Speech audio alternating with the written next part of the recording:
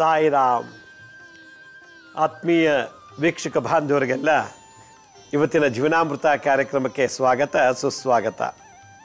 ವೀಕ್ಷಕರೇ, ನಿನ್ನೆ ಸಂಚಿಕೆಯಲ್ಲಿ ತಲೆಗೆ ಸಂಬಂಧಪಟ್ಟಂಥ ಕಾಯಿಲೆಗಳು ಯಾವುದೇ ಇರ್ಬೋದು, ಅದನ್ನು ಯಾವ ರೀತಿ ಕ್ಯೂರ್ ಮಾಡ್ಕೋಬೇಕು ಅನ್ನೋದನ್ನು ನಾನು ಮಂತ್ರತಂತ್ರದ ಮೂಲಕ ಹೇಳ್ಕೊಟ್ಟಿದ್ದೆ.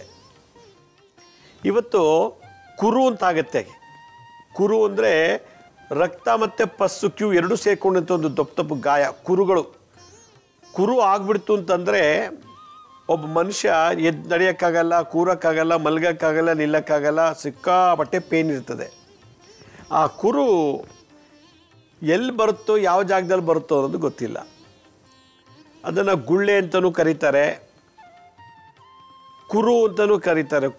ಅದನ್ನು ಒಂಥರ ಮುಟ್ರೆ ಸಾಕು, ಹಿಂಗಂದ್ರೆ ಸ್ವಲ್ಪ ಪಟ್ಟಂತ ಕ್ಯೂ ಓಪನ್ ಆಗಿಬಿಡುತ್ತೆ. ಕೆಲವು ಗಟ್ಟಿಯಾಗಿರ್ತದೆ ಅದು. ಈ ಕುರು ಅನ್ನೋ ಒಂದು ಕಾಯಿಲೆ ಏನಕ್ಕೆ ಬರುತ್ತೆ, ಯಾತಕ್ಕೆ ಬರುತ್ತೆ ಅಂತ. ಈ ಕುರು ಅನ್ನೋ ಗುಳ್ಳೆ 8 ವರ್ಷ ಮೇಲ್ಪಟ್ಟಂಥ ಮಕ್ಕಳಿಗಿಂದ ಬರುತ್ತೆ, ದೊಡ್ಡೋರ್ವರೆಗೂ ಬರುತ್ತೆ. ಅದು ಇತ್ತೀಚೆಗೆ ಎಲ್ಲ ಮಕ್ಕಳಿಗೆ ಪ್ರತಿ ವರ್ಷ ಪ್ರತಿ ತಿಂಗಳು ಇಂಜೆಕ್ಷನ್ ಕೊಡೋದ್ರಿಂದ ಈ ಕಾಯಿಲೆ ಬರ್ತಾಯಿಲ್ಲ. ಸಿಡುಬು ರೋಗ, ದಡಾರ ಮತ್ತು ಈ ಗುಳ್ಳೆಗಳು ಕಾಯಿಲೆ ಬರ್ತಿಲ್ಲ. ಮಕ್ಕಳಿಗೆ ಇಂಜೆಕ್ಷನ್ ಕೊಡ್ತಾರೆ, ಮೀಸಲ್ಸ್ ಇಂಜೆಕ್ಷನ್ ಎಲ್ಲ ಕೊಡೋದ್ರಿಂದ. ಈ ಕುರು ಅಂದರೆ ಗುಳ್ಳೆ ಎಲ್ಲರೂ ಬಾಡಿಲಿ ಯಾವುದೋ ಒಂದು ಜಾಗದಲ್ಲಿ ಬಂತು ಅಂದರೆ ಆ ಜಾಗದಲ್ಲಿ ಹಿಡಿದು ಅದ್ರ ಕೆಳಗೆ ಅದ್ರ ಮೇಲೆ ನರ ಎಲ್ಲ ಎಳ್ತಾ ಬಂದುಬಿಡ್ತದೆ. ನಡೆಯೋಕ್ಕಾಗಲ್ಲ, ಕೂರೋಕ್ಕಾಗಲ್ಲ, ಬಟ್ಟೆ ಹಾಕೋಕ್ಕಾಗಲ್ಲ. ಬಟ್ಟೆ ಹಾಕಿಸೋಕೆ ಬಟ್ಟೆ ಟಚ್ ಆಗ್ತಿದ್ರೆ ನೋವುತ್ತೆ. ಬಟ್ಟೆ ಟಚ್ ಮಾಡಿ ರಕ್ತ ಕ್ಯೂವೆಲ್ಲ ಹೊರಗೆ ಬಂದುಬಿಟ್ಟಿರ್ತದೆ. ಬಟ್ಟೆ ಎಲ್ಲ ರಕ್ತ, ಬಟ್ಟೆ ಎಲ್ಲ ಕ್ಯೂ ಇರ್ತದೆ. ಈ ಥರ ದೋಷ ಇತ್ತೀಚೆಗೆ ಕೆಲವು ಜಾಸ್ತಿ ಆಗ್ತಾಯಿದೆ. ಯಾತಕ್ಕೆ ಆಗ್ತಾಯಿದೆ ಅನ್ನೋದೊಂದು ಪ್ರಶ್ನೆ ಬಂದಾಗ ಕೆಲವರಿಗೆ ಬಾಡಿಲಿ ಎಕ್ಸೆಸ್ ಆಫ್ ಹೀಟ್, ಉಷ್ಣಕ್ಕೆ ತುಂಬ ಉಷ್ಣ ಆದಾಗ ಈ ಥರದ್ದು ಬರುತ್ತೆ. ಈ ತಿಗಣೆ ಅಂತ ಹೇಳ್ತಾರೆ ಮನೇಲಿ. ತಿಗಣೆಗಳಿಗೆ ಜಾಸ್ತಿ ಕಡ್ದಿದ್ರೆ, ತಿಗಣೆ ಕೈಯಲ್ಲಿ ನಾವು ಕಡಿಸ್ಕೋತಾ ಇದ್ರೆ ಮಲಗಿದ್ದಾಗ ಕೂತಾಗಲ್ಲ, ಒಂದು 5-6 ತಿಂಗಳಾದಮೇಲೆ ಅಥವಾ ಒಂದು 7-8 ತಿಂಗಳಾದಮೇಲೆ ರಕ್ತ ಅಶುದ್ಧಿಯಾಗಿ ಆ ಕುರು ಅನ್ನೋದು ಬಂದುಬಿಡ್ತದೆ. ಗುಳ್ಳೆ. ಇನ್ನೊಂದು ಕಾರಣ, ಇವಾಗ ಮಲಗಿರ್ತೀವಿ ರಾತ್ರಿ ಹೊತ್ತು, ಈ ಜಿರಳೆ ಅಥವಾ ಇಲಿ ಬಂದು ಕಚ್ಚಿಬಿಟ್ಟಿರ್ತದೆ ನಮಗೆ. ತೋಳೋ ಮಲಕೆಗೋ ಅಥವಾ ಕಾಲ್ಗೋ ಎಲ್ಲೋ ಒಂದು ಕಡೆ ಕಚ್ಚಿರ್ತದೆ. ಅದರದ್ದು ವಿಷ ಕಚ್ಚಿದ 15 ದಿವಸ 20 ದಿವಸ ಆದಮೇಲೆ ಕೂರ ಬಂದುಬಿಡ್ತದೆ, ಗುಳ್ಳೆ ಎದ್ದುಬಿಡುತ್ತೆ. ಜಿರಳೆ ಇಲಿಗಳು ಕಚ್ಚಿದ್ರೆ, ಬಾಡಿಯಲ್ಲಿ ತುಂಬ ಹೀಟ್ ಜಾಸ್ತಿ ಆದರೆ, ತಿಗಣೆಗಳು ಏನಾದರೂ ಕಚ್ಚಿದ್ರೆ ಕೂರುಗಳು ಬರೋ ಸಾಧ್ಯತೆ ಉಂಟು. ಕಂಬಳಿ ಹುಳು ಅಂತ ಬರ್ತದೆ, ಕಂಬಳಿ ಹುಳ. ಆ ಕಂಬಳಿ ಹುಳ ಏನಾದ್ರು ನಮಗೆ ಕಚ್ಚಿದ್ರೆ, ಕಚ್ಚಿಬಿಟ್ಟಿರ್ತದೆ, ಅದನ್ನು ನಾವು ನೋಡಿರ್ತೀವಿ. ಕಚ್ಚಾದ 1 ತಿಂಗಳು 2 ತಿಂಗಳಿಗೆ ಆ ಜಾಗದಲ್ಲಿ ಅಥವಾ ಬೇರೆ ಜಾಗದಲ್ಲಿ ಆ ಕುರು ಎದ್ದು ಬಿಡುತ್ತದೆ, ಕಂಬಳಿ ಹುಳದು ಕಚ್ಚಿದ್ರಿಂದ. ಇದು ಒಂದು. ನಮ್ಮ ಬಾಡಿ ಒಳಗಡೆ ರಕ್ತ ಅಶುದ್ಧಿ ಆದಾಗ ಕುರಗಳು, ಇವತ್ತೊಂದು ಕುರ ಬಂತು, ವಾಸ ಆಯಿತು, ಮತ್ತೊಂದು ಕುರ ಬರುತ್ತೆ. ಆ ಕುರು ಅಂದರೆ ಗುಳ್ಳೆ ಗೆಡ್ಡೆ ಒಬ್ಬರಿಗೆ ವರ್ಷ ಪೂರ್ತಿ ಇರ್ತದೆ, ಒಂದಲ್ಲ ಒಂದು ರೀತಿಯಲ್ಲಿ. ಕೆಲವು ವರ್ಷಕ್ಕೊಂದು ಸಲ ಬರ್ತದೆ, ಕೆಲವು 3 ವರ್ಷ 6 ವರ್ಷಕ್ಕೊಂದು ಸಲ ಬರ್ತದೆ. ಹೀಗೆ ಆ ಕುರು ಅನ್ನೋ ಗೆಡ್ಡೆ, ಆ ಗುಳ್ಳೆ ಯಾವ ಥರ ಯಾವ ಜಾಗದಲ್ಲಿ ಬರುತ್ತೆ ಅನ್ನೋದು ನಮ್ಗೆ ಗೊತ್ತಿಲ್ಲ. ಮೊನ್ನೆ ಯಾರೋ ಒಬ್ಬರು ಬಂದಿದ್ದರು, ಕುರಿಶ್ ದಪ್ಪ ಆಗ್ಬಿಟ್ಟಿದೆ. ಅವರು ಕೊಳೆತ ಬಾಳೆಹಣ್ಣು, ಯಾವುದೋ ಸುಣ್ಣ ಎಲ್ಲ ಮಿಕ್ಸ್ ಮಾಡಿಬಿಟ್ಟು ಒಂದು ವಿಳ್ಯದೆಲೆ ಮೇಲೆ ಹಾಕಿ ಅದನ್ನು ಹಾಕಿ ಕಟ್ಟಿಬಿಟ್ಟಿದ್ರು. ಕಟ್ಟಾದ್ಮೇಲೆ ನೋಡಿದ್ರೆ ಒಂದು ಅರ್ಧ ಲೀಟ್ರಷ್ಟು ಪಸ್ ಬಂದಿದೆ ನೋಡಿ. ಅರ್ಧ ಹಿಂಗೆ ಪ್ರೆಸ್ ಮಾಡಿ ಆ ಕ್ಯೂನ ತೆಗೆದಿದ್ದಾರೆ. ಕೆಲವು ಕಡೆ ಒಂದು ಹರಳೆಣ್ಣೆನ ವಿಳ್ಯದೆಲೆ ಮೇಲೆ ಹಾಕ್ಬಿಟ್ಟು ಅದನ್ನು ಚೆನ್ನಾಗಿ ಸ್ವಲ್ಪ ಬಿಸಿ ಮಾಡಿಬಿಟ್ಟು ಆ ಕೂರು ಮೇಲೆ ಹಾಕ್ಬಿಟ್ಟು ಬಟ್ಟೆ ಕಟ್ಬಿಡ್ತಾರೆ, ಅದು ಬುಡ ಸಮೇತ ಕಿತ್ಕೊಂಬರಲಿ ಅಂತೇಳಿ. ಆ ಥರ ಮಾಡಿದಾಗ ಅದು ರಕ್ತ ಮತ್ತು ಕ್ಯೂ ಎರಡೂ ಬಂದುಬಿಡುತ್ತೆ. ಒಂಥರ ಮೊಳೆ ವೈಟಿಗೆ ಒಂದು ಮೊಳೆ ಬರ್ದಂಗೆ ಬರ್ತದೆ, ಒಂದು ಸಣ್ಣದು ಗಟ್ಟಿಗೆ ಸಾಫ್ಟಾಗಿರೋ ಒಂದು ಮೊಳೆ. ಅದು ಬಂತು ಅಂದರೆ ಆ ಕುರು ವಾಸೆ ಆಯಿತು ಅಂತ. ಆ ಕುರು ವಾಸೆ ಆಗಿದೆ ಅನ್ನೋಕ್ಕೆ ಅದು ಹೊರಗಡೆ ಬರಬೇಕು. ಅದು ಬರಲಿಲ್ಲ ಅಂದರೆ ಅಲ್ಲೇ ಇರುತ್ತೆ, ಮತ್ತಿನ್ನೂ ಸ್ವಲ್ಪ ದಿವಸ ಮತ್ತೆ ಶುರುವಾಗುತ್ತೆ, ಪಕ್ಕದಿಂದ ಯಾವುದೋ ಜಾಗದಲ್ಲಿ ಅದು ಹಬ್ಬಿಸುತ್ತೆ, ಸ್ಪ್ರೆಡ್ ಮಾಡುತ್ತೆ, ಹರಡಿಸುತ್ತೆ. ಹೀಗೆ ಈ ಕುರು ಅನ್ನೋ ಕಾಯಿಲೆ ಒಂದು ಗುಳ್ಳೆ ಮನುಷ್ಯನಿಗೆ ಬಂದುಬಿಟ್ರೆ ಅವನ್ನ ಮೂಡೇ ಆಫ್ ಆಗಿಬಿಡ್ತದೆ, ಯಾವುದೆಲ್ಲ ಆಸಕ್ತಿ ಇಲ್ಲ, ಆ ನೋವು ತಡ್ಕೊಳಕ್ಕಾಗಲ್ಲ. ಆ ನೋವಿರಲಿ, ಆ ಎಳೆತ ಇದೆಯಲ್ಲ, ಆ ಸುತ್ತಮುತ್ತ ನರನಾಡಿಗಳದು ಎಳೆತ ಭಾಳ ಕಷ್ಟ ಆಗಿಬಿಡ್ತದೆ. ಇದಕ್ಕೆ ಸರಿಯಾಗಿ ಟ್ರೀಟ್ ಮಾಡ್ಕೊಂಬಿಡ್ಬೇಕು. ಟ್ರೀಟ್ ಮಾಡಲಿಲ್ಲ ಅಂತಂದರೆ ಭಾಳ ಕಷ್ಟ. ಇವತ್ತು ಈ ಕುರು ಅನ್ನೋದು ಬರಲಿಕ್ಕೆ ಏನು ಕಾರಣ, ಯಾವ ಗ್ರಹಗಳು ಯಾವ ರಾಶಿಗಳಿಂದ ಈ ಥರ ಬರ್ತದೆ ಈ ಕುರು ಅನ್ನೋ ಒಂದು ಈ ಗುಳ್ಳೆ? ಗ್ರಹದವರೆಗೆ ಗ್ರಹದಿಂದ ಬರುವಂಥದ್ದು, ರಾಶಿಯಿಂದ ಬರುವಂಥದ್ದು. ಯಾವ್ಯಾವ ರಾಶಿಗೆ ಯಾವ ಜಾಗದಲ್ಲಿ ಕುರು ಬರುತ್ತೆ, ಯಾವ್ಯಾವ ಗ್ರಹದಿಂದ ಯಾವ ಜಾಗದಲ್ಲಿ ಕುರು ಬರುತ್ತದೆ. ಕುರು ಅಂದರೆ ಗುಳ್ಳೆ. ಈ ಥರದ್ದು ಒಂದು ಕಾನ್ಸೆಪ್ಟನ್ನು ನೀವು ಅರ್ಥ ಮಾಡ್ಕೊಂಬಿಟ್ರೆ ನೀವೇ ವೈದ್ಯರಾಗ್ಬೋದು, ನೀವೇ ಅದನ್ನು ಕ್ಲೀನ್ ಮಾಡಿಕೊಂಡು ವಾಸಿ ಮಾಡ್ಕೋಬೋದು. ಆ ಥರದ ಒಂದು ವಿಚಾರನ ನಾನು ಇವತ್ತಿನ ಸಂಚಿಕೆಯಲ್ಲಿ ನಾನು ತಿಳಿಸೋಕ್ಕೆ ಪ್ರಯತ್ನ ಪಡ್ತೀನಿ. ಈಗ ಕುರು ಅಂದರೆ ಏನು ಅಂತ ಗೊತ್ತಾಯಿತು, ಅದರ ಅನುಭವಗಳನ್ನು ಹೇಳಿದ್ದೀನಿ, ಆ ಸಿಂಪ್ಟಮ್ಸ್ ಎಲ್ಲ ಹೇಳಿದ್ದೀನಿ. ಅದು ಬಂದರೆ ತುಂಬ ಎಳ್ತಾ ಬರುತ್ತೆ, ಪಸ್ ಬರುತ್ತೆ, ಕೆಲವು ರಕ್ತ ಬರ್ತದೆ.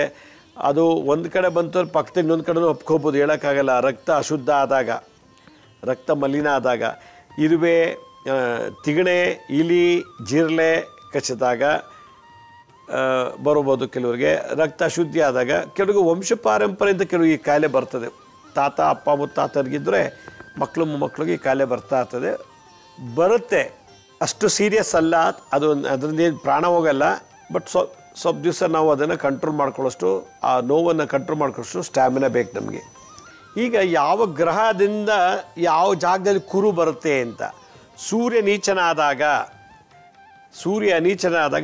ತಲೆಯಲ್ಲಿ ಕುರು ಬರ್ತದೆ. ತಲೆ ಈ ಜಾಗದಲ್ಲಿ ಎಲ್ಲೋ ಒಂದು ಕಡೆ ಬರುತ್ತೆ. ಚಂದ್ರ ನೀಚನಾದಾಗ ಮುಖದಲ್ಲಿ ಎಲ್ಲರೂ ಒಂದು ಕಡೆ ದಪ್ಪಗೆ ಗೆಡ್ಡೆ ಕುರು ಬಂದ್ಬಿಡ್ತದೆ. ಚಂದ್ರ ಇದು ರೇರು. ಮಡುವೆಗಳು ಬೇರೆ, ಕುರು ಬೇರೆ. ಸೂರ್ಯ ನೀಚನಾದಾಗ ತಲೆ, ಚಂದ್ರ ನೀಚನಾದಾಗ ಮುಖ, ಕುಜ ನೀಚನಾದಾಗ ಕಂಠ. ಇಲ್ಲೆಲ್ಲೋ ಒಂದು ಕಡೆ ದಪ್ಪಕ್ಕೆ ಗೆಡ್ಡೆ ಬಂದುಬಿಡ್ತೀನಿ ಈ ಜಾಗದಲ್ಲಿ, ಕಂಠ ಪ್ರದೇಶದಲ್ಲಿ ಇಲ್ಲಿ. ಆಗ ಅನ್ನನಾಳ, ಅದು ಇಸೋಫಗಸ್ಸು, ಧ್ವನಿಪಟಿಕೆ, ಸೌಂಡ್ ಬಾಕ್ಸ್ಗೆ ತುಂಬ ಎಳ್ತಾ ಬಂದು ಪೇನ್ ಬಂದುಬಿಟ್ಟು ಮಾತಾಡೋ ವಾಯ್ಸ್ ಹೊಟ್ಟೋಗುತ್ತೆ, ತಿನ್ನೋಕ್ಕಾಗಲ್ಲ, ಕುಡಿಯೋಕ್ಕಾಗಲ್ಲ. ಕುಜನ ದೋಷದಿಂದ. ಬುಧನ ಗ್ರಹದಿಂದ ನಾಭಿ, ಈ ನಾಭಿ ಅಂದರೆ ಒಕ್ಳು, ಈ ಒಕ್ಳ ಹತ್ರ ಎಲ್ಲರೂ ಒಂದು ಕಡೆ ನಾಭಿ ಮೇಲೆ ಬರಲ್ಲ, ಆಜು ಬಾಜು ಒಕ್ಳ ಹತ್ರ ಹಿಂದೆ ಮುಂದೆ ಈ ಜಾಗದಲ್ಲಿ ಕರೆಕ್ಟಾಗಿ ಬಂದುಬಿಡುತ್ತೆ. ಗುರು ನೀಚನಾದಾಗ ಮೂಗತ್ರ, ಮೂಗೊಳಗೆ ಬರುತ್ತೆ ಕೆಲವರು ಗುಳ್ಳೆ. ಡಾಕ್ಟ್ರ್ ಅದನ್ನು ಆಪ್ರೇಟ್ ಮಾಡಿ ಪಸ್ ತೆಗಿತಾರೆ ಮೂಗಿಂದ. ಗುರು ನೀಚನಾದಾಗ ಮೂಗು. ಶುಕ್ರ ಕಣ್ಣೊಳಗೆ ಕೆಲವು ಬರುತ್ತೆ, ಕಣ್ಣು ಸುತ್ತ ಬರ್ತದೆ ಇಲ್ಲೆಲ್ಲ ಕಣ್ಣು. ಶುಕ್ರ ನೀಚನಾದಾಗ ಶುಕ್ರನಿಂದ ಕಣ್ಣು. ಮತ್ತು ಶನಿಯಿಂದ ಈ ಕಾಲುಗಳ ಮೇಲೆ, ಮಂಡಿಯಿಂದ ಕೆಳಗೆ ಪಾದದಿಂದ ಮೇಲೆ ಎಲ್ಲರೂ ಬರ್ಬೋದು ಕುರು. ಈ ರಾಹುಕೇತುಗಳು ಇದ್ದಾಗ ಹೊಟ್ಟೆ ಮೇಲೆ ನಾಭಿ ಹತ್ರ, ಒಕ್ಳ ಹತ್ರ, ಈ ಜಾಗದಲ್ಲಿ ಎಲ್ಲಿ ಬೇಕಾದ್ರೂ ಬರ್ಬೋದು ರಾಹು ಮತ್ತು ಕೇತು. ರಾಹು ಅಂದರೆ ಎಡಭಾಗ, ಕೇತು ಅಂದರೆ ಬಲಭಾಗ. ರಾಹುವಿಂದ ಈ ಹೊಟ್ಟೆ ಭಾಗದಲ್ಲಿ ಒಕ್ಳ ಹತ್ರ, ಕೇತುವಿಂದ ಹೊಟ್ಟೆ ಮೇಲ್ಭಾಗ, ಕೆಳಭಾಗದ ಮತ್ತು ಒಕ್ಳ ಹತ್ರ ಈ ಕುರುಗಳು ಬರ್ತದೆ ಅಂತ ಹೇಳ್ತಾರೆ, ರಾಹು ಮತ್ತು ಕೇತು ದೋಷದಿಂದ. ಇದು ಯಾವ ಜಾಗದಲ್ಲಿ ಬಂದಿದೆಯೋ ಅಂತ ನಾನು ನಿಮಗೆ ಹೇಳಿದ್ದೀನಿ. ಈಗ ಕಂಠ ಜಾಗದಲ್ಲಿ ಬಂತು ಅಂದರೆ ಬುಧ ಗ್ರಹನ ಪೂಜೆ ಮಾಡಬೇಕು. ತಲೆ ಒಳಗೆ ಬಂತು ಅಂದರೆ ಸೂರ್ಯಗ್ರಹನ ಪೂಜೆ ಮಾಡಬೇಕು. ಮುಖದ ಮೇಲೆ ಏನಾದ್ರು ಕುರು ಬಂತು ಅಂದರೆ ಚಂದ್ರನ ಪೂಜೆ ಮಾಡಬೇಕು. ಗ್ರಹದಿಂದ ಕುರುಗಳು ಹೆಂಗೆ ಉತ್ಪತ್ತಿ ಆಗತ್ತೆ ಅಂತ ಹೇಳಿದೆ. ಎರಡನೇದು ರಾಶಿಯಿಂದ. ಮೇಷರಾಶಿ, ರಾಶಿಯಲ್ಲಿ ಮೊದಲನೇ ರಾಶಿ ಮೇಷರಾಶಿ, ತಲೆಯಲ್ಲಿ ಬರುತ್ತೆ. ವೃಷಭ ರಾಶಿ ಮುಖಕ್ಕೆ ಬರುತ್ತೆ. ಮಿಥುನ ರಾಶಿಗೆ ಕತ್ತು, ಕಂಠ ಈ ಜಾಗದಲ್ಲಿ. ನಾ ಗ್ರಹಕ್ಕೆ ಹೇಳೋದು ಅದೇ ಥರ. ಕಟಕ ರಾಶಿ ಕಿವಿ ಮೇಲೆ, ಕಿವಿ ಒಳಗೆ, ಕಿವಿ ಪಕ್ಕ, ಆಜು ಬಾಜಲ್ಲಿ ಕಟಕ ರಾಶಿಗೆ. ಸಿಂಹ ರಾಶಿಗೆ ಮೂಗು, ಈ ಮೂಗಿನ ಒಳಗಡೆ ಮೂಗಿನ ಸುತ್ತ. ಕನ್ಯಾ ರಾಶಿಗೆ ಗುಪ್ತ ಜನಾಂಗಗಳು, ಜೆಂಟಲ್ ಪಾರ್ಟ್ಸ್ ಹತ್ರ ಬರ್ತದೆ ಕನ್ಯಾ ರಾಶಿಗೆ. ತುಲಾ ರಾಶಿಗೆ ಕೈಗಳು ನೋಡಿ, ಇಲ್ಲೆಲ್ಲ ಮೇಲೆ ಬರ್ಬೋದು. ತುಲಾ ರಾಶಿಯವ್ರಿಗೆ ಈ ಮೇಲ್ಭಾಗದಲ್ಲಿ ಈ ಜಾಗದಲ್ಲೆಲ್ಲ ಬರ್ಬೋದು. ವೃಶ್ಚಿಕದಲ್ಲಿ ಪಕ್ಕೆಗಳು, ಈ ಪಕ್ಕೆ ಹತ್ರ ಬಂದ್ಬಿಡ್ತದೆ ಹುಣ್ಣುಗಳು, ಕುರು. ಧನು ರಾಶಿಗೆ ಕಣ್ಣು ಹತ್ರ, ಕಣ್ಣು ಕೆಳಗಡೆ, ಉಬ್ಬ ಮೇಲೆ ಈ ಥರ ಕಣ್ಣಿನ ಆಸುಪಾಸು ಹತ್ರ ಈ ಧನು ರಾಶಿಗೆ. ಮಕರ ರಾಶಿಗೆ ಪಾದ, ಕುಂಭರಾಶಿಗೆ ಮಂಡಿ ಮೇಲೆಲ್ಲ ಬಂದುಬಿಡ್ತದೆ. ಮಂಡಿ ಮೇಲೆ ಬಂದರೂ ಭಾಳ ಭಯಂಕರ ನೋವು. ಕುಂಭರಾಶಿಗೆ ಮಂಡಿ, ಮಕರ ರಾಶಿಗೆ ಪಾದಗಳು. ಮತ್ತು ಮೀನರಾಶಿಗೆ ಹೊಟ್ಟೆ ಮೇಲೆ ಬಂದುಬಿಡುತ್ತೆ. ಇದು ರಾಶಿ ಅನುಗುಣವಾಗಿ ಬಂದಂಥ ಕೂರು. ನಾನು ಆವಾಗಲೇ ಹೇಳಿದ್ದು ಗ್ರಹಕ್ಕೆ ಸಂಬಂಧಪಟ್ಟಂಥ ಗುರು. 6ನೇ ರಾಶಿ ಯಾವ ರಾಶಿಲಿ ಇರ್ತದೋ ಆ ರಾಶಿ ಜಾಗದಲ್ಲಿ ಕುರು ಬಂದುಬಿಡ್ತದೆ. ಈಗ 6ನೇ ರಾಶಿ ಯಾವುದೇ ಆಗಿರ್ಬೋದು, ಲಗ್ನದಿಂದ 6ನೇದು, ಆ ರಾಶಿದು ಅಂಗ ಯಾವುದು, ಆ ಅಂಗದ ಮೇಲೆ ಈ ಕುರು ಬರುತ್ತೆ ಅಂತ ಹೇಳ್ತಾರೆ. ಲಗ್ನದಿಂದ 6ನೇ ಮನೆಗೆ ಹೋಗಿ ಯಾವ ರಾಶಿ ನೋಡಿದು. ಈಗ ಉದಾಹರಣೆಗೆ ಕನ್ಯಾ ರಾಶಿ ಅಂತ ಬಂತು. ಕನ್ಯಾ ರಾಶಿ ಅಂತ ಬಂದ ತಕ್ಷಣ ಗುಪ್ತ ಜನಾಂಗದ ಹತ್ರ ಗುಳ್ಳೆ ಆಗಿಬಿಡ್ತದೆ. ಲಗ್ನದಿಂದ 6ನೇ ರಾಶಿಲಿ ಯಾವ ರಾಶಿ ಇದೆಯಾ ಆ ರಾಶಿಗೆ ಅನುಗುಣವಾಗಿ ಕಾಯಿಲೆ ಬರುತ್ತೆ. ಈಗ ಲಗ್ನದಿಂದ ನಮಗೆ ಒಂದು ಧನು ರಾಶಿ ಅಂತ ಇಟ್ಕೊಳ್ಳಿ, ಕಣ್ಣುಗಳ ಹತ್ರ ಬಂದ್ಬಿಡುತ್ತೆ ಕುರು. ಲಗ್ನದಿಂದ ಮೀನರಾಶಿ ಅಂತ ಇಟ್ಕೊಳ್ಳಿ, ಲಗ್ನದಿಂದ 6ನೇ ಮನೆ ಮೀನರಾಶಿ ಅಂತ ಇಟ್ಕೊಳ್ಳಿ, ಆ ಮೀನರಾಶಿಯಿಂದ ಹೊಟ್ಟೆ ಹತ್ತೆಲ್ಲ ಬಂದ್ಬಿಡ್ತದೆ. ಅದರಿಂದ 6ನೇ ರಾಶಿಲಿ ಯಾವ ರಾಶಿಯಾಗಿರ್ತದೋ ಆ ರಾಶಿಗೆ ಸಂಬಂಧಪಟ್ಟ ಅಂಗದ ಮೇಲೆ ಕುರು ಬೆಳೆದು ಬಿಡುತ್ತೆ. ನಾನು ಆಗಲೇ ಹೇಳಿದೆ ರಾಶಿಯಿಂದ ಅಂದರೆ ಮೇಷ ಅಂದರೆ ತಲೆ, ವೃಷಭ ಅಂದರೆ ಮುಖ, ಮತ್ತು ಮಿಥುನ ಅಂದರೆ ಕತ್ತು, ಕಟಕ ಅಂದರೆ ಕಿವಿಗಳು, ಸಿಂಹ ಅಂದರೆ ಮೂಗು, ಕನ್ಯಾ ಅಂದರೆ ಗುಪ್ತ ಸ್ಥಾನಗಳು, ಮತ್ತು ತುಲಾ ರಾಶಿ ಅಂದರೆ ಕೈಗಳು, ಇಲ್ಲಿ ತೋಳು, ಈ ಕೈ ಇದೆಲ್ಲ. ವೃಶ್ಚಿಕ ರಾಶಿ 6ನೇ ಮನೆ ವೃಶ್ಚಿಕ ರಾಶಿ ಆಯ್ತಂದರೆ ಪಕ್ಕೆಗಳ ಮೇಲೆ ಕುರು ಬರ್ಬೋದು. ಮತ್ತು ಧನು ರಾಶಿಯಿಂದ ಕಣ್ಣುಗಳು, ಮಕರ ಅಂತಂದರೆ ಪಾದ, ಕುಂಭ ಅಂದರೆ ಮಂಡಿಗಳು, ಮೀನರಾಶಿಯಿಂದ ಹೊಟ್ಟೆ. ಈ ಥರ 6ನೇ ರಾಶಿ ಯಾವ ರಾಶಿನೋ ಆ ಅಂಗದ ರಾಶಿಲಿ ಕುರು ಬರುತ್ತೆ. ಈ ಥರದ್ದು ಆಗಿನ ಕಾಲದಲ್ಲಿ ಮೆಡಿಕಲ್ ಆಸ್ಟ್ರಾಲಜಿಲಿ ಹೇಳ್ತಾಯಿದ್ರು. ಇನ್ನೊಂದು ಕರ್ಮ ಸಿದ್ಧಾಂತ ಪ್ರಕಾರ ನಾವು ತಿನ್ನೋ ಪದಾರ್ಥಗಳಿಗೆ ವಿಷ ಬೆರೆಸ್ಬಿಟ್ಟಿದ್ರೆ ಅವರಿಗೆ ಮೈಪೂರ್ತಿ ಉಂಡುಗಳಾಗ್ತವೆ. ಕುರುಗಳು ಸುಮ್ಮನೆ ಬರೋಲ್ಲ, ಅದು ಪೂರ್ವಜನ್ಮದ ಕರ್ಮದ ಮೇಲೆ. ಎಷ್ಟೋ ಜನಕ್ಕೆ ಕುರು ಅನ್ನೋದೇ ಗೊತ್ತಿಲ್ಲ, ಅವ್ರು ಅನುಭವಿಸೇ ಇಲ್ಲ ಬಿಡಿ. ನಾವೇನಾದ್ರು ಊಟದಲ್ಲಿ ವಿಷ ಬೆರೆಸಿದ್ರೆ ಮದ್ದು ಅಂತ ಹೇಳ್ತೀವಲ್ಲ, ಅದೇನಾದ್ರು ಹಾಕಿದರೆ ಈ ಜನ್ಮದಲ್ಲಿ ಅವ್ರಿಗೆ ಕುರು ಬರ್ತದೆ. ಅವ್ರಿಗೆ ಲೈಫ್ ಲಾಂಗ್ ಬರ್ತಾನೆ ಇರ್ತದೆ. 6 ತಿಂಗಳು, ವರ್ಷಕ್ಕೆ 2 ತಿಂಗಳಿಗೆ 3 ತಿಂಗಳಿಗೆಲ್ಲ ಬರ್ತಾ ಇರ್ತದೆ. ಬಂದರೆ ತಿಂಗಾನುಗಟ್ಟಲೆ ಹೋಗಲ್ಲ ಕೆಲವು ಕುರುಗಳು. ಮಿನಿಮಮ್ ಅಂದರೆ 1 ವಾರ ನಡೆಸುತ್ತೆ. ಅದನ್ನು 1 ವಾರ ನಡೆದು ಬಿಟ್ಟರೆ ಕೂರಕ್ಕಾಗಲ್ಲ, ನಿಲ್ಲಕ್ಕಾಗಲ್ಲ, ಮಲಗೋಕ್ಕಾಗಲ್ಲ, ಎಳ್ತಾ ಪೇಯ್ನು ಸಿಕ್ಕಾಬಟ್ಟೆ. ಇದು ಒಂದು ಕರ್ಮ ಸಿದ್ಧಾಂತ. 3ನೇದು,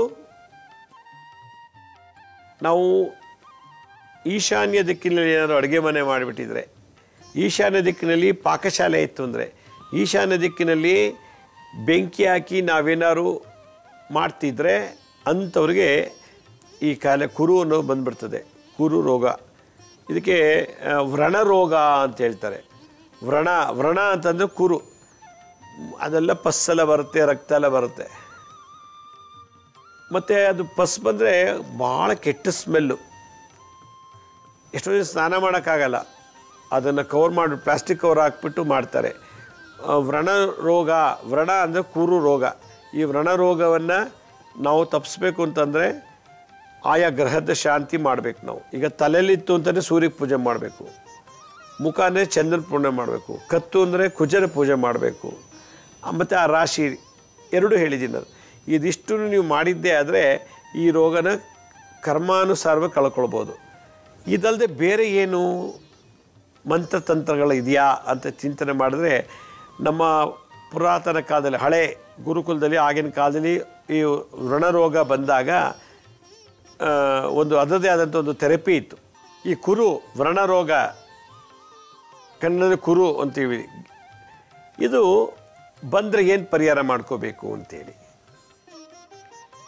ಅಗ್ನಿಹೋತ್ರ ಭಸ್ಮ ಇರುತ್ತೆ. ಆ ಅಗ್ನಿಹೋತ್ರ ಭಸ್ಮ ಚೆನ್ನಾಗಿ ಜಲಡಿ ಆಡಿಬಿಟ್ಟು, ಚೆನ್ನಾಗಿ ಜಲಡಿ ಆಡಿ ಭಾಳ ಪೌಡ್ರ್ ಥರ ಬರ್ತೇವೆ, ಭಾಳ ಮುಖಕ್ಕೆ ಹಾಕೋ ಪೌಡ್ರ್ ಥರ, ಆ ಪೌಡ್ರ್ ಥರ ಬರಬೇಕು. ಚೆನ್ನಾಗಿ ಜಲಡಿ ಆಡಿ ಆ ಪೌಡ್ರ್ ಥರ ಬಂದಮೇಲೆ 1 ಚಮಚ ಅಗ್ನಿಹೋತ್ರ ಭಸ್ಮಕ್ಕೆ ಅರ್ಧ ಅಥವಾ 3/4 ಚಮಚ ಗೋಮೂತ್ರ ಹಾಕಬೇಕು. ಗೋಮೂತ್ರ ಅರ್ಕ ಅಂತ ಅಂಗಡಿಲಿ ಸಿಗುತ್ತೆ, ಅಥವಾ ಗೋಮೂತ್ರ ನಿಜವಾದ ಹಸುನೆ ಎಬ್ಬಿಸ್ಬಿಟ್ಟು ಗೋಮೂತ್ರ ತೊಗೊಂಡು ಅದನ್ನು ಆಯಿಂಟ್ಮೆಂಟ್ ಥರ ಮಾಡ್ಕೋಬೇಕು. ಆಯಿಂಟ್ಮೆಂಟ್ ಥರ ಮಾಡಿ ಎಲ್ಲಿ ಯಾವ ಜಾಗದಲ್ಲಿ ಕುರು ಇದೆಯೋ ಆ ಜಾಗಕ್ಕೆ ಪೂರ್ತಿ ಅದ್ರ ಮೇಲೆ ಲೇಪನ ಮಾಡಬೇಕು. ಲೇಪನ ಮಾಡಿ ಒಂದು ಅರ್ಧ ಗಂಟೆ ಸೂರ್ಯನ ಬೆಳೆಸಲು ಕೂತ್ಬಿಟ್ಟ ಅಂತಂದರೆ ಅದು ಬುಡ ಸಮೇತ ತೊಗೊಂಬಂದುಬಿಡುತ್ತೆ. ಆ ಬೇರು ಸಮೇತ, ಆ ಕುರು ಬೇರು ವೈಟು ಬರ್ತೇವೆ ಮೊಳಕೆ ಕಾಳು ಥರ, ಅದು ಈಚೆ ತೆಗೆದು ಬಿಡುತ್ತೆ. ಇದು ಒಂದು ತಂತ್ರ. ಆ ಭಸ್ಮಕ್ಕೆ ಏನು ಮಾಡಬೇಕು ಅಂತಂದರೆ, ಭಸ್ಮ ತಗೊಳ್ಳಿ, ಗೋಮೂತ್ರ ಹಾಕಿ ಆ ಭಸ್ಮನ ಗೋಮೂತ್ರಕ್ಕೆ ಸಂಸ್ಕಾರ ಕೊಡಬೇಕು, ಶಕ್ತಿ ತುಂಬಬೇಕು, ಎನರ್ಜೈಸ್ ಮಾಡಬೇಕು. ಅದಕ್ಕೆ ಓಂ ಆದಿತ್ಯಾಯ ನಮಃ, ಓಂ ಆದಿತ್ಯಾಯ ನಮಃ ಅಂಥೇಳಿ ಆ ಭಸ್ಮಕ್ಕೆ ಗೋಮೂತ್ರ ಹಾಕಿ ಕಲಸವಾಗಿ ಮಂತ್ರ ಹೇಳಬೇಕು. ಓಂ ಆದಿತ್ಯಾಯ ನಮಃ, ಓಂ ಆದಿತ್ಯಾಯ ನಮಃ, ಓಂ ಆದಿತ್ಯಾಯ ನಮಃ. ದೇಹಕ್ಕೆ ಕಾರಕ ಸೂರ್ಯ. ಮತ್ತು 6ನೇ ರಾಶಿನಲ್ಲಿ ಲಗ್ನದಿಂದ 6ನೇ ರಾಶಿ ಯಾವುದೇ ಆಗಿದ್ರು ಕೂಡ ಸೂರ್ಯನಿಗೆ ಕಂಟ್ರೋಲ್ ಇರ್ತದೆ. ಲಗ್ನ ಅಂದರೆ ಸೂರ್ಯ. ಹೀಗಾಗಿ ಓಂ ಆದಿತ್ಯಾಯ ನಮಃ, ಓಂ ಆದಿತ್ಯಾಯ ನಮಃ, ಓಂ ಆದಿತ್ಯಾಯ ನಮಃ ಅಂತ ಒಂದು ಅರ್ಧ ಗಂಟೆ ಭಸ್ಮಕ್ಕೆ ಮಂತ್ರ ಹಾಕ್ಬಿಟ್ಟು ಆಮೇಲೆ ಗೋಮೂತ್ರ ಹಾಕಿ ಕಲಿಸ್ಬಿಟ್ಟು ಯಾವ ಜಾಗದಲ್ಲಿ ಇದೆಯೋ ಆ ಜಾಗದಲ್ಲಿ ಅದನ್ನು ಲೇಪನ ಮಾಡಿ ಬಾಳೆ ಎಲೆ ಅಥವಾ ವಿಳ್ಳೆದೆಲೆನ ಹಾಕಿ ಅದ್ರ ಮೇಲಿಟ್ಟು ಆಮೇಲೆ ಬಟ್ಟೆ ಕಟ್ಟಿಬಿಟ್ಟ ಅಂತಂದರೆ ಅರ್ಧ ಗಂಟೆಯಲ್ಲಿ ಅದು ಕಾಯಿಲೆ ಕ್ಯೂರ್ ಆಗಿಬಿಡುತ್ತೆ. ರಕ್ತ ಶುದ್ಧಿ ಆದಾಗೆ ಈ ಥರ ದೋಷ ಬರ್ತದೆ. ಇದು ಒಂದು. ಇದು ಅಶ್ವತ್ಥ ಮರ. ಅಶ್ವತ್ಥ ಮರದ ಎಲೆಗಳನ್ನು ತೊಗೊಂಬಂದು ಚೆನ್ನಾಗಿ ತೊಳೆದುಬಿಟ್ಟು ಎಲ್ಲಿ ಗುರುವಾಗಿದೋ ಅಲ್ಲಿ ಅದ್ರ ಮೇಲೆ ಇಟ್ಬಿಟ್ಟು ಬಟ್ಟೆ ಕಟ್ಟಿಬಿಟ್ಟು ಬ್ಯಾಂಡೇಜ್ ಹಾಕ್ಬಿಟ್ಟು ಅಂತಂದರೆ ಈ ಕಾಯಿಲೆ ಹೋಗುತ್ತೆ, ಬುಡ ಸಮೇತ ತೆಗೀತದೆ. ಅಶ್ವತ್ಥ ಮರ, ಸೂರ್ಯ. ಅರಳಿ ಮರ ಅಂತ ಕರೀತಾರೆ, ಅರಳಿ ಮರ. ಅಶ್ವತ್ಥ ಮರದ ಎಲೆ, ಪತ್ರ ಅಥವಾ ಅಗ್ನಿಹೋತ್ರ ಭಸ್ಮನ ಗೋಮೂತ್ರದಲ್ಲಿ ಹಾಕಿ ಕಲಿಸ್ಬೇಕು. ಅದಕ್ಕೆ ಮುಂಚೆ ಮಂತ್ರ ಹೇಳಬೇಕು. ಓಂ ಆದಿತ್ಯಾಯ ನಮಃ, ಓಂ ಆದಿತ್ಯಾಯ ನಮಃ, ಓಂ ಆದಿತ್ಯಾಯ ನಮಃ ಅಂಥೇಳಿ ಒಂದು ಅರ್ಧ ಗಂಟೆ ಅಭಿಮಂತ್ರಿಸಿ ಆ ಎನರ್ಜಿಗೆ ಟ್ರಾನ್ಸ್ಫರ್ ಮಾಡಿ ಆ ಎಲೆಗೂ, ಅರಳಿ ಮರದ ಎಲೆಗೂ ಕೈಲಿಡ್ಕೊಂಡು ಜಪ ಮಾಡಿ ಅದನ್ನು ಹಾಕಬೇಕು, ಕಟ್ಟಬೇಕು. ಎಷ್ಟು ಆ ಗಾಯ ಪೂರ್ತಿ ಕವರ್ ಆಗುವಷ್ಟು ಅರಳಿ ಮರದ ಎಲೆನ ತಂದು ಕವರ್ ಮಾಡಿಬಿಟ್ಟು ಬ್ಯಾಂಡೇಜ್ ಮಾಡಬೇಕು. ಈ ಅರಳಿ ಮರ ನಮ್ಮ ಹತ್ರ ಇಲ್ಲ, ಸಿಕ್ಕಿಲ್ಲ ಅಂತಂದರೆ ಅಗ್ನಿಹೋತ್ರ ಭಸ್ಮದ ಗೋಮೂತ್ರಲ್ಲ ಹಾಕಿ ಕಲಿಸ್ಬಿಟ್ಟು ಹಾಕಿ ವಿಳ್ಳೆದೆಲೆ ಅಥವಾ ಬಾಳೆ ಎಲೆ ಮೇಲೆ ಅದನ್ನು ಕವರ್ ಮಾಡಿಬಿಟ್ಟು ಬ್ಯಾಂಡೇಜ್ ಹಾಕ್ಬಿಟ್ಟ ಅಂದರೆ ಇನ್ನು ಲೈಫ್ ಲಾಂಗೇ ಬರೋಲ್ಲ ಈ ಕಾಯಿಲೆ, ಲೈಫ್ ಲಾಂಗೇ ಬರೋಲ್ಲ. ಈ ಬಾಡಿ ಪೂರ್ತಿ ಎಲ್ಲೋ ತಲೆ ಇರ್ಬೋದು, ಮುಖ, ಕಂಠ ಇರ್ಬೋದು, ಎದೆ ಇರ್ಬೋದು, ಒಕ್ಲಿರ್ಬೋದು, ಎಲ್ಲಿ ಬೇಕಾದ್ರೂ ಬರ್ಬೋದು. ರಕ್ತ ಶುದ್ಧಿ ಆಗಲಿಲ್ಲ ಅಂದರೆ ಈ ಕಾಯಿಲೆ ಬರ್ತಾನೆ ಇರ್ತದೆ. ಅದಕ್ಕೆ ರಕ್ತ ಶುದ್ಧಿ ಆಗಬೇಕು. ಈ ಕುರು ಅನ್ನೋ ಕಾಯಿಲೆನೇ ಬರಬಾರ್ದು ಅನ್ನೋದಾಗಿದ್ದರೆ ಮರ್ಮ ಥೆರಪಿ ಅಂತ ಒಂದು ವಿದ್ಯೆ ಇದೆ. ಅದನ್ನು ಎಲ್ಲ ಮರ್ಮನೂ ಕ್ಲೀನ್ ಮಾಡಿಬಿಟ್ಟೆ ಅಂದರೆ ರಕ್ತ ಶುದ್ಧಿ ಆಯಿತು, ಈ ಕಾಯಿಲೆನೇ ಬರೋಲ್ಲ. ಸಾವಿರಾರು ವರ್ಷದ ವಿದ್ಯೆ ಇದು. ಶಿವ ಪಾರ್ವತಿಗೆ ಹೇಳ್ಕೊಟ್ಟಂಥ ವಿದ್ಯೆ ಮರ್ಮ ಥೆರಪಿ, ಮರ್ಮ ಚಿಕಿತ್ಸೆ ಅಂತ ಹೇಳ್ತಾರೆ. ಇದನ್ನು ನಾನು ಇದೇ ತಿಂಗಳು 29, 30, 30ನೇ ತಾರೀಕು, 29, 30, 30ನೇ ತಾರೀಕು ಈ 3 ದಿವಸ ಒಂದು ಪುಣ್ಯಕ್ಷೇತ್ರದ ಸ್ಥಳದಲ್ಲಿ ಈ ಕೋರ್ಸನ್ನು ಹೇಳ್ಕೊಡ್ತಾ ಇದ್ದೀನಿ. ಮರ್ಮ ಥೆರಪಿ ಮಾಡೋದಾಗೆ ಬ್ರೈನಲ್ಲಿ ನರ ನಾಡಿಗಳು ಡ್ಯಾಮೇಜ್ ಆಗಿತ್ತು ಅಂದರೆ, ರಕ್ತ ಎಪ್ಕೊಟ್ಕೊಂಡಿತ್ತು ಅಂದರೆ, ಬ್ರೈನ್ ಒಳಗೆ ಗೆಡ್ಡೆ ಇತ್ತು ಅಂದರೆ, ಪಿಟ್ಸ್ ರೋಗ ಬರ್ತಿದ್ರೆ, ಲಕ್ವಾ ರೋಗ ಬರ್ತಿತ್ತು ಅಂದರೆ, ಆಮೇಲೆ ಒಳಗಡೆ ಎಲ್ಲ ತಲೆ ಒಳಗೇನು ಹಿಡ್ದಂಗೆ ಆಗೋದು, ಗುದ್ದಂಗೆ ಆಗೋದು, ಹಿಡ್ಕೊಂಡಂಗೆ ಆಗೋದು, ತಲೆನೋವು, ತಲೆ ಸುತ್ತು ಅಂದರೆ ವರ್ಟಿಗೋ, ಇದಕ್ಕೆಲ್ಲ ಮರ್ಮದಲ್ಲಿ ಒಳ್ಳೆ ಚಿಕಿತ್ಸೆ ಇದೆ. ಕಣ್ಣಿನ ದೋಷ, ಕಿವಿ ಕೇಳಲ್ಲ, ಮೂಗಲ್ಲಿ ಪಾಲಿಪ್ ಬೆಳ್ಕೊಂಡಿದೆ, ದುರ್ಮಾಂಸ, ಅಲ್ಲೆಲ್ಲ ಉಳುಕಲ್ಲಾಗಿತ್ತು ಅಂದರೆ, ಅಲ್ಲಿ ಬಿದ್ದೋಗ್ತಿದ್ರೆ, ಅಲ್ಲಿ ಲೂಸ್ ಆಗಿತ್ತು ಅಂದರೆ, ದಂತಕ್ಕೆ ಸಂಬಂಧಪಟ್ಟಂಥ ಕಾಯಿಲೆ, ಕಿರುನಾಲಿಗೆ, ನಾಲಿಗೆಗೆ ಸಂಬಂಧಪಟ್ಟಂಥದ್ದು, ಥೈರಾಯ್ಡು, ಅಸ್ತಮಾ, ಲಂಗ್ಸಲ್ಲಿ ಏನಾದ್ರು ಸ್ಟೋನ್ ಇತ್ತು, ಡ್ಯಾಮೇಜ್ ಆಗಿತ್ತು ಅಂದರೆ, ಹಾರ್ಟ್ ಪ್ರಾಬ್ಲಮ್ಗಳು, diabetes, BP, gas trouble, ulcer, hernia, ಮತ್ತು ಹೆಂಗಸಿಗೆ ಮೆನ್ಸಸ್ಸಿಗೆ ಸಂಬಂಧಪಟ್ಟಂಥ ದೋಷ, ಮಕ್ಕಳಾಗ್ತಿಲ್ಲ ಅಂದರೆ ಗಂಡಸಿಗೆ ಕೆಲವು ಸಮಸ್ಯೆಗಳಿರ್ತದೆ, ಮಕ್ಕಳಾಗೋದಿಲ್ಲ, ಸೆಕ್ಸ್ ಸಂಬಂಧಪಟ್ಟಂಥ ದೋಷ, ಸಿಯಾಟಿಕಾ, ಬೆನ್ನುಮೂಳೆ ನೋವು, ಬೆನ್ನೋವು, ಆರ್ಥೊರೈಟಿಸು, ರೊಮೊಟಾಯ್ಡ್ ಆರ್ಥೊರೈಟಿಸು, ಆಸ್ಟಿಯೋಪೋರಿಯಾಸಿಸು, ಬ್ರೈನಿಗೆ ಸಂಬಂಧಪಟ್ಟಂಥ ಮಾನಸಿಕ ಕಾಯಿಲೆಗಳು, ಮಂಡಿ, ಪಾದ ಇವೆಲ್ಲ ನೋವಿತ್ತು ಅಂತಂದರೆ ವೆರಿಕೋಸ್ ವೇನು, ಲಕ್ವಾ, ಕ್ಯಾನ್ಸರ್, ಯಾವುದೇ ಕ್ಯಾನ್ಸರ್ ಆದರೂ ಕ್ಯೂರ್ ಮಾಡ್ಬೋದು. ಕ್ಯಾನ್ಸರು, ಪಿಟ್ಸು ಇದೆಲ್ಲವನ್ನು ಔಷಧಿ ಇಲ್ದೇ, ಟಾನಿಕ್ಕು, ಇಂಜೆಕ್ಷನ್ ಮಾತ್ರೆ ಇಲ್ದೇ, ಆಪ್ರೇಷನ್ ಇಲ್ದೇ ಕ್ಯೂರ್ ಮಾಡೋದು ಹೇಗೆ ಅನ್ನೋದೇ ಮರ್ಮ ವಿದ್ಯೆ. ಔಷಧಿ ರಹಿತ ಇರುವಂಥ ವಿದ್ಯೆ ಈ ಮರ್ಮ. ಅದರಿಂದ ಈ 3 ದಿನದ ಕ್ಲಾಸನ್ನು ನಾನು 29, 30, 31ನೇ ತಾರೀಕು ಈ ತಿಂಗಳಲ್ಲಿ ಹೇಳ್ಕೊಡ್ತಾ ಇದ್ದೀನಿ. ಈ ಮರ್ಮ ವಿದ್ಯೆ ಕಲಿಯೋದನ್ನ ಏನು ಲಾಭನೇ, ನಿಮಗೆ ಎಲ್ಲ ಬರೋ ಕಾಯಿಲೆ ನೀವೇ ಕ್ಯೂರ್ ಮಾಡ್ಬೋದು, ಔಷಧಿ ಇಲ್ಲದೆ, ಆಪ್ರೇಷನ್ ಇಲ್ಲದೆ. ಎರಡದು ನಿಮ್ಮ ಮನೇಲಿ ನಿಮ್ಮ ಮನೇಲಿ ಇರೋರಿಗೆಲ್ಲರಿಗೂ ಏನೋ ಕಾಯಿಲೆ ಬಂತು ಅಂದರೆ ಔಷಧಿ ಇಲ್ಲ, ಆಪ್ರೇಷನ್ ಇಲ್ಲದೆ ನೀವು ಕ್ಯೂರ್ ಮಾಡ್ಬೋದು. ಚೆನ್ನಾಗಿ ಪ್ರಾಕ್ಟೀಸ್ ಮಾಡಿಬಿಟ್ರೆ ನೀವೇ ದೊಡ್ಡ ಕ್ಲಿನಿಕ್ ಓಪನ್ ಮಾಡ್ಬೋದು, ಔಷಧಿ ಕೊಡ್ದೇನೆ, ಆಪ್ರೇಷನ್ ಇಲ್ಲದೇ. ಅಷ್ಟು ವಿಶೇಷವಾದಂಥ ವಿದ್ಯೆ. ಒಂದು ತಿಂಗಳಿಗಿಲ್ಲ ಅದು 2-3 ಸಾವಿರ ರೂಪಾಯಿ ನಾವು ಔಷಧಿಗೆ ಅಂತ ಇನ್ವೆಸ್ಟ್ ಮಾಡ್ತೀವಿ ಮೆಡಿಕಲ್ ಸ್ಟೋರ್ಗೆ, ಅದನ್ನು ಸೇವ್ ಮಾಡ್ಬೋದು. ಲಕ್ವಾ, ಕ್ಯಾನ್ಸರು, ಪಿಟ್ಸು ಈ ಥರ ದೊಡ್ಡ ದೊಡ್ಡ ಕಾಯಿಲೆ ಬಂದರೆ ಲಕ್ಷಾಂತರ ರೂಪಾಯಿ ನಾವು ಹಾಸ್ಪಿಟ್ಲಿಗೆ ಕೊಡಬೇಕಾಗತ್ತೆ. ಆ ಲಕ್ಷಾಂತರ ರೂಪಾಯಿ ಹಾಸ್ಪಿಟ್ಲಿಗೆ ಕೊಡೋ ದುಡ್ಡು, ಔಷಧಿಗೆ ಹಾಕೋ ದುಡ್ಡು ಎಲ್ಲ ಉಳಿಸ್ಬೇಕು ಅಂತಂದರೆ ಮರ್ಮ ವಿದ್ಯೆ ಕಲಿಬೇಕು. ಮನೆಗೊಬ್ಬ ಡಾಕ್ಟರ್ ಆಗಬೇಕು, ಮನೆಗೊಬ್ಬ ಔಷಧಿ ಇಲ್ದೇ, ಆಪ್ರೇಷನ್ ಇಲ್ದೇ ಎಲ್ಲ ಕಾಯಿಲೆ ಕ್ಯೂರ್ ಮಾಡೋಂಥ ಒಬ್ಬ ವೈದ್ಯನಾಗಬೇಕು. ಅದಕ್ಕೆ ಮರ್ಮ ವಿದ್ಯೆ ಕಲಿಬೇಕು. ಈ ವಿದ್ಯೆನ ನಾನು ಹೇಳ್ಕೊಡ್ತಾ ಇದ್ದೀನಿ 3 ದಿವಸ. ನನ್ನ ಜೊತೆಲೇ ಇದ್ದು 3 ದಿನ ಈ ವಿದ್ಯೆ ಕಲಿಬೇಕು. ನಾವು ಇರೋಕ್ಕೆ ಊಟ, ವಸತಿ ಎಲ್ಲ, ಪುಸ್ತಕ ಎಲ್ಲ ಕೊಡ್ತೀವಿ. ಈ 3 ದಿನದ ಕೋರ್ಸಲ್ಲಿ ಶಿಬಿರದಲ್ಲಿ ಎಲ್ಲ ಥರ ಮರ್ಮಗಳನ್ನ ನಾನು ಹೇಳ್ಕೊಟ್ಟು ಕ್ಯೂರ್ ಮಾಡೋದಾಗೆ ಅಂತ ನಾನು ಹೇಳ್ಕೊಡ್ತಾ ಇದ್ದೀನಿ. ಆಸಕ್ತಿ ಇರೋರು ಈ ಕೂಡಲೇ ನಾನು ಸ್ಕ್ರೀನ್ ಮೇಲೆ ತೋರಿಸ್ತಾ ಇದ್ದೀನಿ, registration.lakshmisrinivas.in ಅಂತ ಇದಕ್ಕೆ ಲಾಗಿನ್ ಆಗಿ ರಿಜಿಸ್ಟರ್ ಮಾಡ್ಕೊಳ್ಳಿ. ಕೇವಲ ಒಂದು 10-15 ಸೀಟ್ ಮಾತ್ರ ಉಳ್ಕೊಂಡಿದೆ. ಬೇಗ ರಿಜಿಸ್ಟರ್ ಮಾಡಿಕೊಂಡ್ರೆ ನಿಮಗೆ ಸೀಟ್ ಸಿಗುತ್ತೆ. ಈ ವಿದ್ಯೆ ಕಲಿಯಕ್ಕೆ ಬಂದರೆ ನಾನು ಲಯ ಯೋಗ ಹೇಳ್ಕೊಡ್ತೀನಿ. ಹಠಯೋಗದ ಲಯಯೋಗ ಅಂತ, ಅದು ನಮ್ಮ ಪೂರ್ವಜನ್ಮ ಶಾಪ ಪಾಪಗಳನ್ನು ಲಯ ಮಾಡೋದು, ನಾಶ ಮಾಡೋವಂಥದ್ದು. ಈ ಕ್ಲಾಸಿಗೆ ಬಂದರೂ ಅದು ಫ್ರೀ. ಯಾರಿಗೆ ಇಷ್ಟ ಇದೆಯೋ, ಮರ್ಮ ಡಾಕ್ಟ್ರ್ ಆಗಬೇಕು, ನಾವು ಔಷಧಿ ಇಲ್ದೇ ಬದುಕಬೇಕು ಅಂದರೆ ಸ್ಕ್ರೀನ್ ಮೇಲೆ ತೋರಿಸ್ತಾ ಇರೋ ಲಿಂಕ್ ಇದೆಯಲ್ಲ, ಅದಕ್ಕೆ ಲಿಂಕ್ ಜಾಯ್ನ್ ಆಗಿ ರಿಜಿಸ್ಟರ್ ಮಾಡ್ಕೊಳ್ಳಿ. ಹಳೆಯ ಸಂಚಿಕೆಗಳು ಯಾರು ನೋಡೋಕ್ಕಾಗಿಲ್ವೋ, ನಮ್ಮ ಶಿರ್ಡಿ ಸಾಯಿ ಭಿಕ್ಷಾ ಕೇಂದ್ರ, ಹೆಲ್ತ್ ಸೈನ್ಸ್ ಅಂತ 2 ಯೂಟ್ಯೂಬ್ ಚಾನಲ್ ಇದೆ. ಇದ್ರ ಜೊತೆಗೆ SSBK ಜ್ಞಾನೋದಯ ಅಂತ 3ಕ್ಕೂ ಸಬ್ಸ್ಕ್ರೈಬ್ ಮಾಡ್ಕೊಳ್ಳಿ. ಪಕ್ಕದಲ್ಲಿರೋ ಬೆಲ್ ಬಟನ್ ಪ್ರೆಸ್ ಮಾಡಿ, ನೋಡಾದ್ಮೇಲೆ ಲೈಕ್ ಅನ್ನೋ ಬಟನ್ ಪ್ರೆಸ್ ಮಾಡಿ. ಆಮೇಲೆ ಆ ಲಿಂಕನ್ನು ನಿಮ್ಮ ಬಂಧು ಮಿತ್ರರಿಗೆ ವಾಟ್ಸಪ್ ಮುಖಾಂತರ, ಇಮೇಲ್ ಮುಖಾಂತರ ಶೇರ್ ಮಾಡಿ. ಗುರುಜಿ ಲಕ್ಷ್ಮೀ ಶ್ರೀನಿವಾಸ್ ಅಂತೇಳಿ ಫೇಸ್ಬುಕ್ಕಲ್ಲಿ ಅಕೌಂಟು, ಇನ್ಸ್ಟಾಗ್ರಾಮ್, ಟ್ವಿಟ್ಟರ್, ಲಿಂಕ್ಡ್ಇನ್ನಲ್ಲಿದೆ. ಅಪಾಯಿಂಟ್ಮೆಂಟ್ಸ್ ಬೇಕು ಅಂತಂದರೆ www.lakshmisrinivas.in ಅಂತೇಳಿ ಲಾಗಿನ್ ಆಗಿ ನೀವೇ ಅಪಾಯಿಂಟ್ಮೆಂಟ್ ತೊಗೊಳ್ಳಿ ಅಂತ ಹೇಳ್ತಾ ಇವತ್ತಿನ ಸಂಚಿಕೆ ಮುಗಿಸ್ತೀನಿ. ಇದೇ ರೀತಿ ನಾಳಿನ ಸಂಚಿಕೆಯಲ್ಲಿ ಮತ್ತೊಂದು ವಿಶೇಷವಾದಂಥ ಮಾಹಿತಿ ತಮ್ಮನ್ನು ಭೇಟಿ ಮಾಡ್ತೀನಿ. ಅಲ್ಲಿವರೆಗೂ ನಮಸ್ಕಾರ. ಸಾಯಿರಾಮ್.